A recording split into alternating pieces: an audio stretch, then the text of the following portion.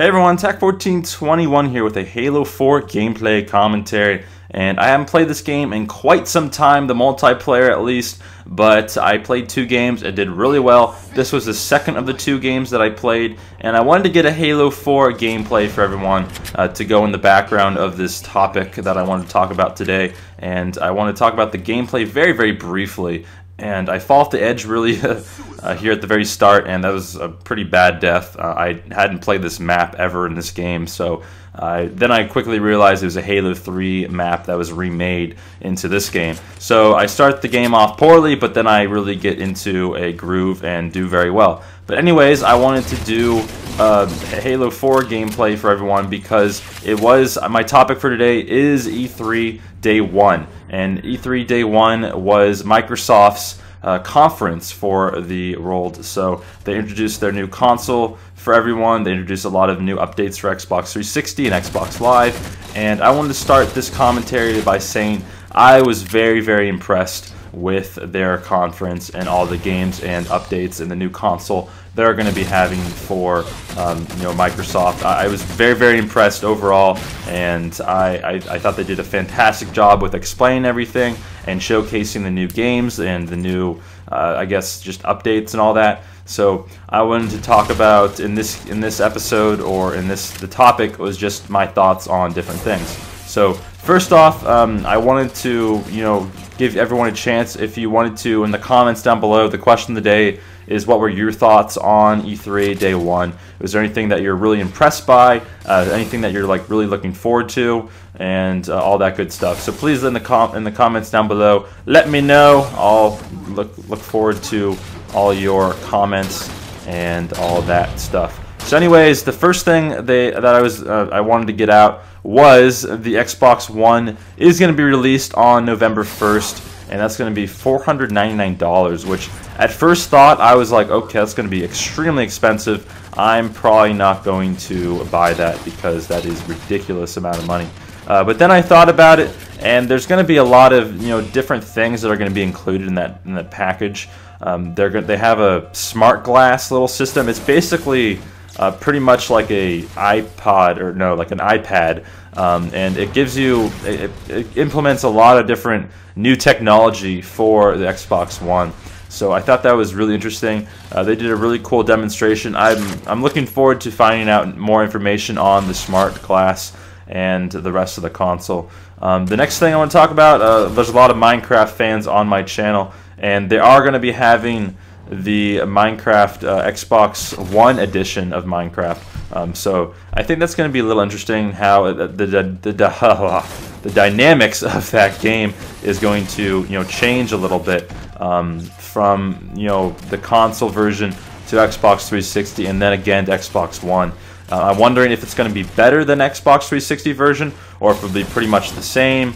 Or how it will contrast to the PC version that we're all accustomed to. So that's a little interesting there. I look forward to learning more about that, and hopefully it's not too much money, and I'll find out more info on that as time goes on. Then another game that it looked pretty interesting for sure, and that was Rise. It was like a I don't really know how to explain it. It was kind of a medieval, or not, like a Roman, I guess, like a Roman warfare. It really reminded me of Call of Duty 2, the one mission where you had to, I guess you're on boats and then you had to, rush the cliffs and stuff. It kind of reminded me of that mission. I think it was D-Day. I think that was the name of the mission. But it kind of reminded me of that. A pretty interesting game. I don't know if I'm going to buy that or not, or if I'm going to be interested in that as it comes out. The graphics were a little glitchy, but again, it's probably going to be fixed. It's probably a trial version right now, but when the release date of the game comes, which is for most of the games is going to be spring 2014, then I'm definitely looking forward to seeing how things go for that game. Then I want to talk about a new game, also an exclusive game, which is Project Spark, which seems like a really interesting concept. They went into it in a lot of detail in the, I guess, the run of the game. I don't really know a good way to explain the game. You kind of have to watch a preview or a hands-on version of the game. I will say this though, it looks like a very, very interesting concept, and I think it might take people by surprise as like the next Xbox, or I guess arcade game to be played a lot and by a lot of people. So I look forward to hearing more news on that for sure. But then I want to talk about a huge news, which is I'm really looking forward to, and it's going to help a lot of YouTubers, a lot of streamers out, and that is that Twitch is partnering with Xbox One. So that's huge news. You can stream from Twitch, from your Twitch account, directly while playing on the Xbox One and Xbox Live and all that. So that's definitely huge news. I'm really looking forward to that. They also have an upload studio implemented into Xbox One, which is a YouTuber's dream.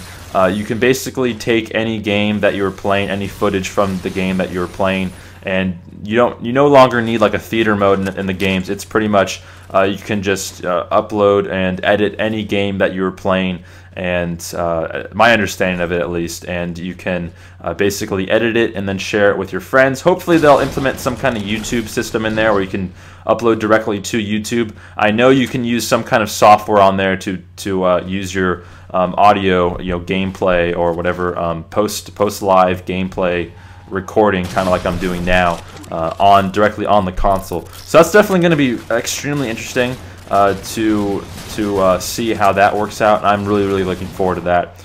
Next thing I want to talk about is some more exclusives, and the first one is Halo.